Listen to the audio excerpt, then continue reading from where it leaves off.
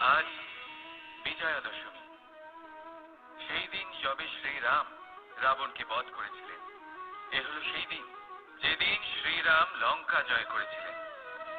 লোকে বলে এটা খারাপের বিরুদ্ধে ভালোর জয়ের প্রতীক। এটাকে দেখার আরো একটা দিক আছে। আগে হ্যাঁ, এটা ভালোবাসার জয়ের প্রতীক। এটা পরিবারের জয়ের প্রতীক। আপনি তো নিশ্চয়ই জানেন যে রাবণ মহাজ্ঞানী ছিল, মহা শক্তিশালী ছিল, মহাদেবের পরম ভক্ত ছিল রাবণ। এবার যে ব্যক্তি কৈলাস পর্বত তুলতে পারত, সেই ব্যক্তি নিজে এক কাটা বৃক্ষের মতো শ্রী রামের চরণে পড়েছিল। কেন? কারণ রামের সাথে লক্ষণ ছিল, কিন্তু ওদিকে রাবণের সাথে বিভীষণ ছিল না। একদিকে এক পরিবারের মধ্যে ভালোবাসা ছিল, কিন্তু অপরদিকে আর এক পরিবারের মধ্যে দূরত্ব বাড়ছিল। তাই মনে রাখবেন, যদি সংসারের ওপরে বিজয় লাভ করতে হয়, তাহলে সর্বপ্রথম পরিবারের মধ্যে ভালোবাসা বজায় রাখতে হবে। পরিবারের মধ্যে ভালোবাসা বাড়ান, দূরত্ব নয়। আপনি সব সময় সুখী থাকবেন, আর জীবনের সমস্ত বাধা আপনি অতিক্রম করবেন।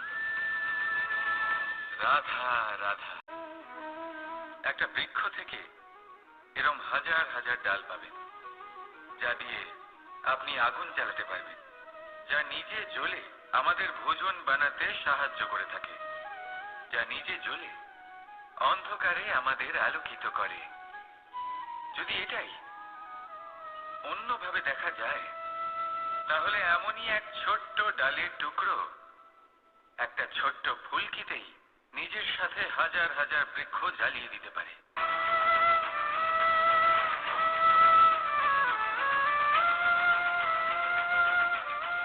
পার্থক্য কোথায়? পার্থক্য হলো শুধু দৃষ্টিভঙ্গিতে, মানসিকতায়।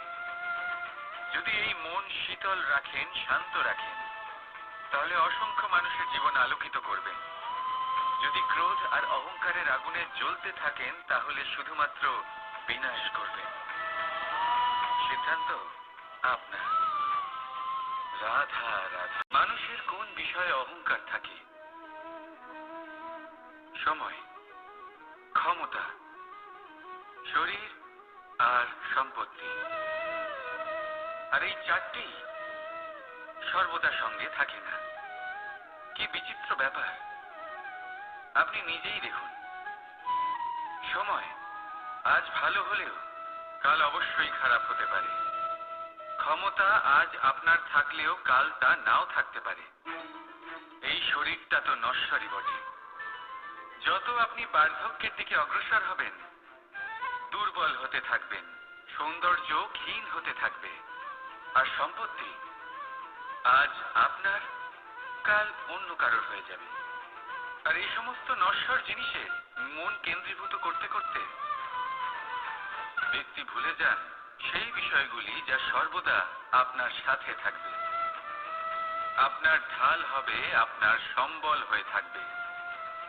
আর তা হল আপনার স্বভাব, বুদ্ধি, সৎসঙ্গ আর খাঁটি সম্পর্ক। নিজের স্বভাব শীতল রাখুন, কর্মে বুদ্ধির পরিচয় দিন, সর্বদা ভালো মানুষের সাথে সময় কাটান, আর খাঁটি সম্পর্ক সর্বদা পালন করুন। জীবনে সর্বদা সুখী হবেন। রাধা রাধা।